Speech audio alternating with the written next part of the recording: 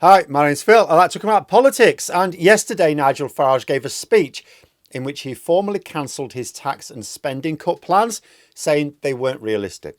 However, this wasn't just an admission that he doesn't know how to write a budget. What Farage is doing is rerunning the same con trick he did with Brexit, making no planned promises in the hopes that people will vote for a blank cheque, which they will.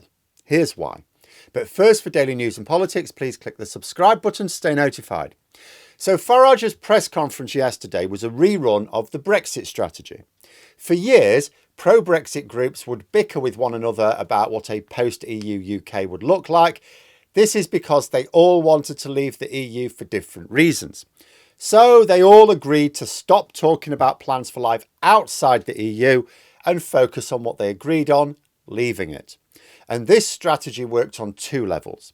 The first was that the various anti-EU groups could work together without excessive arguments. The second was that they discovered that people will vote for vague promises of benefits without the need for any credible plan or substance behind them. And so Farage has clearly decided that he can use this to his advantage again. He claims that Brexit failed because the Tories sabotaged it. I say the Tories did everything Farage called for. I challenge any Farage supporter out there to name a single thing that Farage said they should do that they didn't. This country has been dancing to Farage's tune for a decade now. It's made a lot of people poorer. And now Farage claims to be outraged that it's made people poorer and say he's the one that can help them. He is inviting them to dance to his tune again. By cancelling his specific tax cut plans and saying he will work on cutting spending first, without even saying how he'll do that, and then cut taxes. He hasn't actually cancelled his tax cuts. He's just said he wants a blank cheque from voters. He's saying he will cut spending and cut taxes, but he won't tell anyone how exactly. He is presenting voters with a mystery box where everyone gets to think he's going to do what they want. You know, Brexit means Brexit, but there's no detailed plan behind any of it. Farage justifies this by saying he doesn't know what state the economy would be in come the election. Now, that's true enough. Nobody expects politicians to see in the future. If he presents spending plans today, we accept that they would have to change by 2029. But you can still present the detailed plans, and then you can adapt them as things change. Labour are doing that. They had plans a few years ago. Then they changed for the election because the economy had changed. Then when they got in and looked at the actual Treasury documents, they went, hang on a minute, there's an extra £20 billion missing. So they changed them again. Now, because of the damage done by Trump's tariffs and so on, they're changing them again. That's understandable.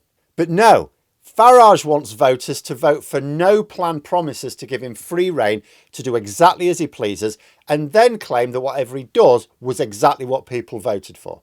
He did it with Brexit. He's done it with the local elections this year.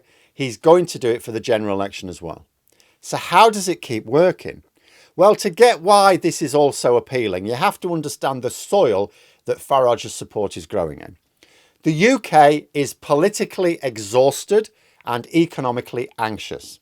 The 2024 general election saw turnout dip to 60%, the lowest since 2001. That's not just apathy, it's a powerful statement of disillusionment. A key driver for this disengagement is a deep lack of trust and a feeling that no party can actually solve the country's biggest problems. This frustration isn't just a feeling, it is rooted in cold, hard economic reality. Communities have been hit hard by the cost of living crisis, and they have been felt left behind for years. For them, politics has become a long series of broken promises from an establishment that feels distant and completely out of touch. Into this vacuum steps Nigel Farage. His rhetoric speaks directly to this pain. He doesn't frame economic problems as policy failures, but as moral injustices committed by a corrupt elite against the people. Never mind the fact that he's in the pay of that actual corrupt elite. He talks about a nation wrecked by record debt and a political class that has squandered the opportunities of Brexit. It was the same tune he was playing in his speech yesterday. His message is simple and consistent. The system is broken and the people in charge don't care about you. And it resonates because for millions, that's exactly how it feels. When the mainstream parties just offer more of the same, a figure promising to smash the whole machine becomes incredibly attractive. It happened with Brexit. There were a lot of people who voted to leave the EU, not because they were convinced it would be a good idea, but because they thought, well, it can't make anything worse. Farage isn't just selling policies. He's selling the feeling of being heard, something that neither Labour nor the Conservatives at the moment are doing. Neither of them make people feel that they're listening to them. He has successfully positioned himself and his party as the real opposition to what he calls a fiscally irresponsible consensus in London. The frustration is the fuel, and Farage is holding the match. So what about the policies? Well, people point out that Reform UK's plans have been, shall we say, inconsistent. The party's 2024 manifesto promised a jaw-dropping £90 billion in tax cuts per year, not across the Parliament, per year. This included huge changes like raising the income tax personal allowance to £20,000, slashing corporation tax, cutting stamp duty.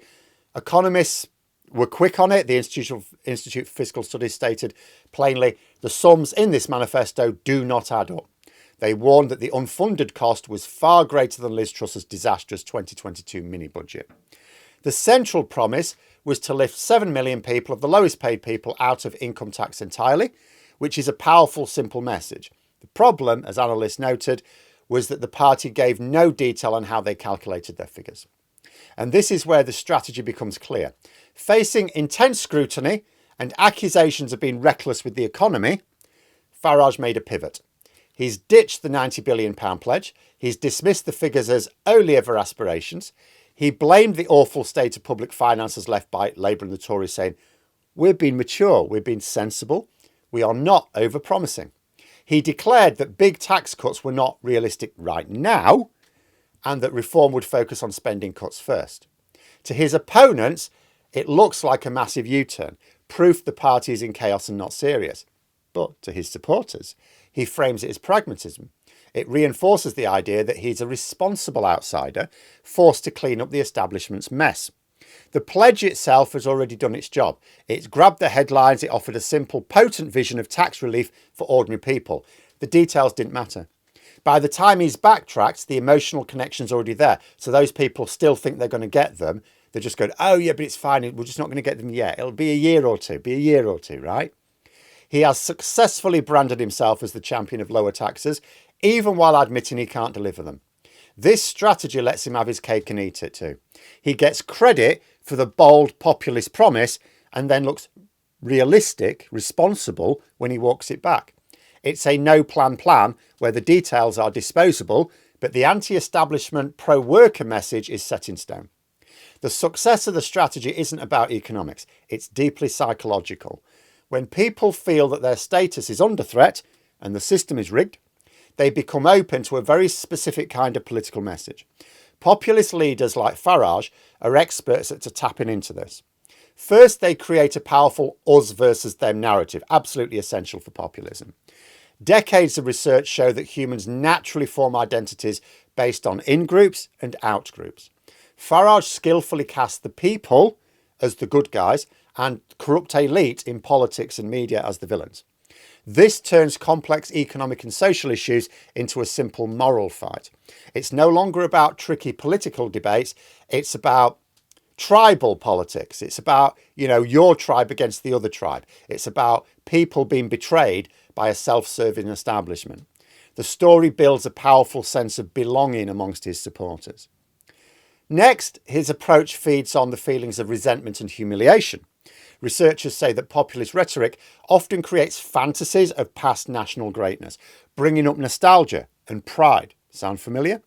How is it that anti-immigration grifters across the political spectrum are able to talk about this mythical notion of Englishness as a reason to be anti-immigration? England is surely one of the most immigrated parts of the world across a span of 2,000 years, isn't it? England is famous for mixing peoples and cultures across literal millennia. This notion of England that they project is not just false, it's the opposite of truth. Populists are great at stirring up resentment, which is an emotional reaction to feeling something deeply unfair. When Farage talks about the opportunities of Brexit being squandered, he's speaking directly to that feeling of betrayal. The lack of a detailed plan doesn't matter. That doesn't matter, because the main appeal is emotional. He isn't asking voters to analyse a spreadsheet, which is probably just as well. He's validating their anger and giving them a target for it. Finally, in anxious and uncertain times, people are drawn to strong, decisive leaders who offer simple fixes. The complicated and moderate nature of real politics feels unsatisfying when you're hurting.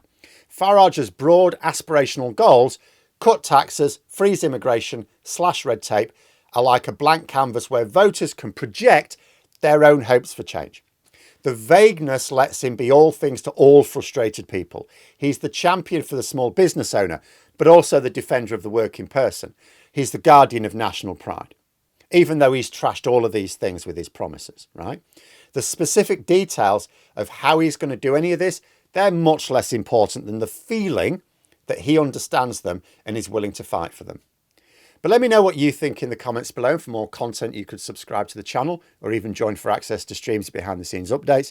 Thanks for watching, and until next time, I'll see you later.